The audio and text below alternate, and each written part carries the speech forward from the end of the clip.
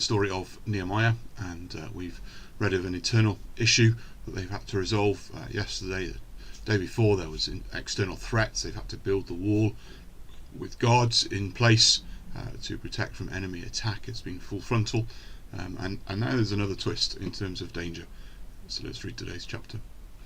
When word came to Sanballat, Tobiah, Gershom the Arab, and the rest of our enemies that I had rebuilt the wall, and not a gap was left in it, though up to that time I had not set the doors and the gates, Sanballat and Geshem sent me this message: "Come, let us meet together in one of the villages on the plain of Ono."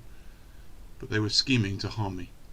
So I sent messengers to them with this reply: "I am carrying on a great project and cannot go down. Why should the work stop while I leave it and go down to you?" 4 times they sent me the same message, and each time I gave them the same answer.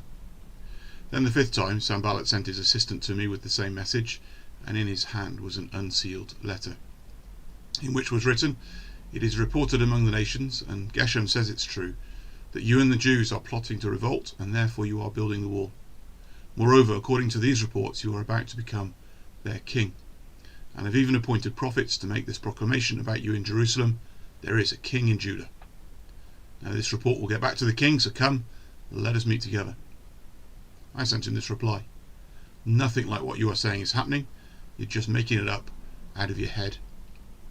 They were all trying to frighten us, thinking their hands will get too weak for the work and it will not be completed. But I prayed, "Now strengthen my hands." One day I went to the house of Shemaiah, son of Deliah, the son of Mehatabel, who was shut in at his home. He said, "Let us meet in the house of God inside the temple, and let us close the temple doors, because men are coming to kill you. By night they're coming to kill you."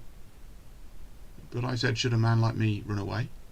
Or should someone like me go into the temple to save his life? I will not go." I realized that God had not sent him, but that he had prophesied against me because Tobiah and Sanballat had hired him. He had been hired to intimidate me so that I would commit a sin by doing this, and then they would give me a bad name to discredit me. Remember Tobiah and Sanballat, my God, because of what they have done. Remember also the prophet Noadiah, and how she and the rest of the prophets have been trying to intimidate me. So the wall was completed on the 25th of Elul in 52 days. When all our enemies heard about this, all the surrounding nations were afraid and lost their self-confidence, because they realized that this work had been done with the help of our God. Also in those days the nobles of Judah were sending many letters to Tobiah, and replies from Tobiah kept coming to them. For many in Judah were under oath to him, since he was son-in-law to Shechaniah, son of Ara, and his son Jehonadab had married the daughter of Meshullam, son of Berechiah. Moreover, they kept reporting to me his good deeds, and then telling him what I said. And Tobiah sent letters to intimidate me. So they survived a full-on frontal assault. The threat of that by posting guards while they've worked.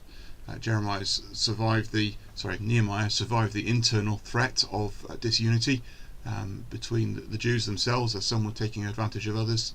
And now the threat turns yet again, and this time it's through pretended friendship.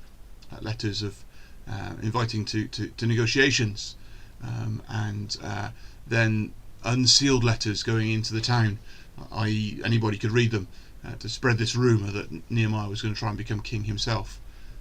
And then the complications of with the intermarrying that's gone on under Ezra. These enemies of God's people are actually intermarried into families within the city, and so there are messages going in between, and Tobiah is sending letters to intimidate Nehemiah. This is a lonely time for Nehemiah, where he's very much the target of these various forces, and it's very much targeted against him. You're in leadership, you're trying to become king, those sorts of accusations. It's a hard place for Nehemiah, and yet he holds his ground firmly, gently, graciously. He's not going to go out to negotiate. He knows that they're out for his harm. He's too busy with the work, and he's going to get on with that. He's tempted by one of his own, it would seem, to hide in the temple because his life's under threat, and no, he's not going to hide away. He's going to trust God for this. And in all of this, he prays that God would remember these enemies of his people, and presses on with the work. And eventually the wall is finished in seems pretty record time, 52 days, and the enemies then lose confidence because they see that God's hand is with them. Can I just encourage you to pray for church leaders, religious leaders in God's community today? Life is lonely when you're in leadership. There are lots of things out to get you in terms of the devil's schemes and plans. There are the challenges within a church fellowship too. and much wisdom is needed, and much grace and much courage to press on. And we really do need to pray for our leaders in the current moment when there have been so many additional pressures in these last couple of years. Please pray for your church leaders today, elders and pastors, that God would give them courage and energy to press on, wisdom to deal with the various attacks that come in different forms and guises. And let's pray that God's hand would be evidently with us as his people, and that those around us would lose confidence in what they're doing as they see just how God is blessing his own people. Let's pray for these things together.